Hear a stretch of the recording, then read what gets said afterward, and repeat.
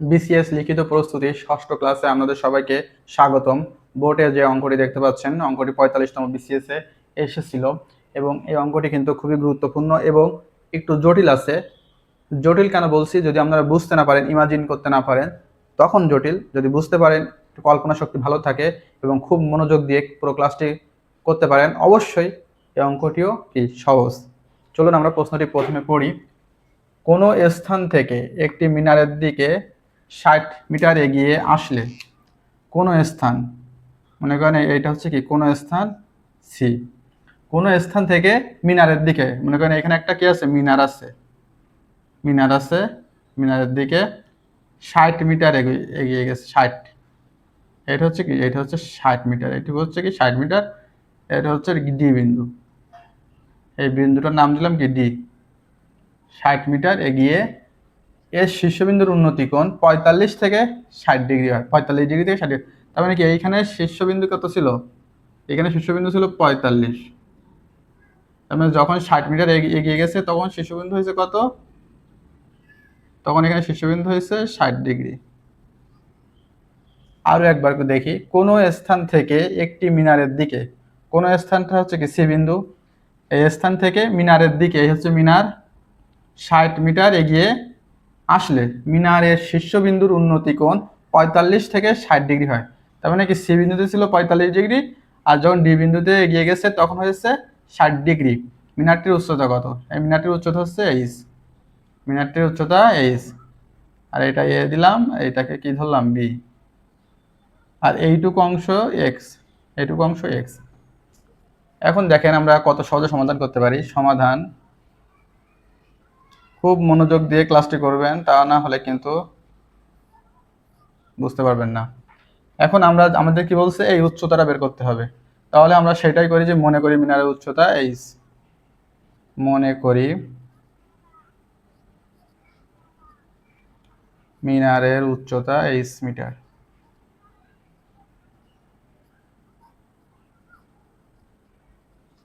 উচ্চতা H metre. দেওয়া আছে কি কি দেওয়া আছে সেগুলো লিখি আমরা। দেওয়া আছে সি বিন্দুতে শীর্ষের উন্নতি কোণ দেওয়া আছে, তাহলে সেটাই লিখি। দেওয়া আছে অ্যাঙ্গেল এ সি বি, দেওয়া আছে অ্যাঙ্গেল এ সি বি সমান সমান 45 ডিগ্রি।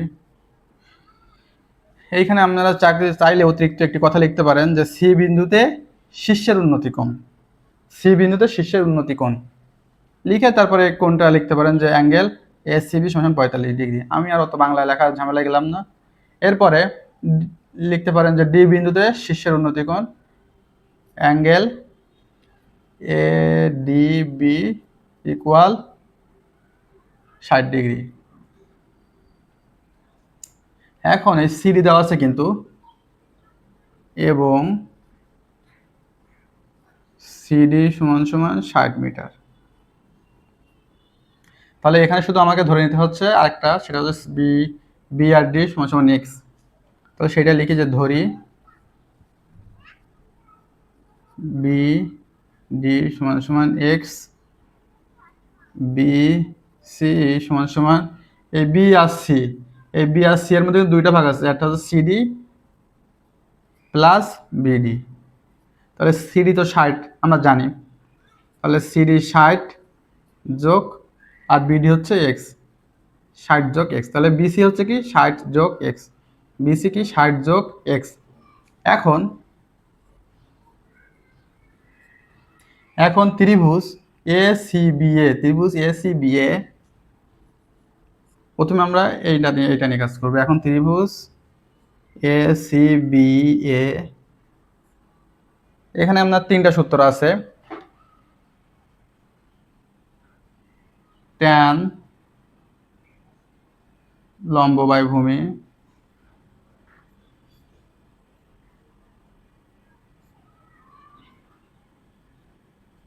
সাইন সমান সমান লম্ব বাই অতিভুজ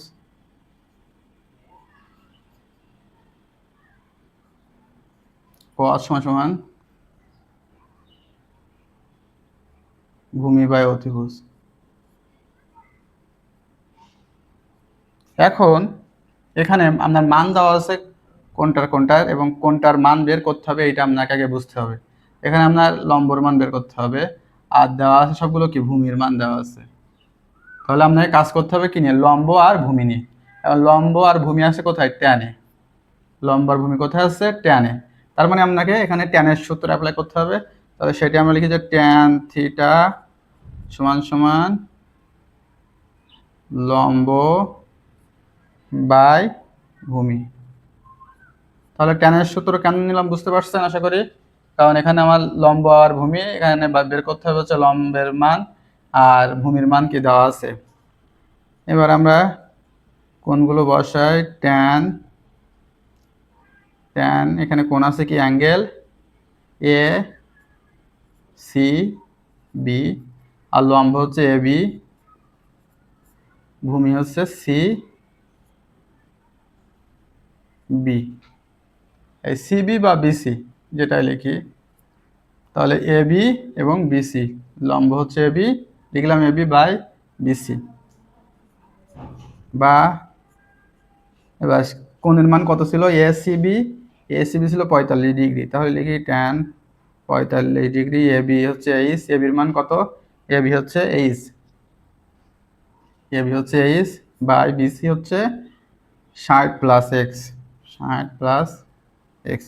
এখন ট্যান 45 ডিগ্রি কিন্তু একটা মান আছে, মান হচ্ছে 1, সেইটা এখানে বসাই দিতে হবে, এইচ বাই 60 প্লাস এক্স। এবার এদেরকে আর গুণন করতে হবে, আর গুণন করলে এখানে আপনার আসবে এইচ সমান সমান 60 প্লাস এক্স। এটাকে আমরা দিলাম 1 নং সমীকরণ, এটাকে আমরা 1 নং সমীকরণ দিলাম।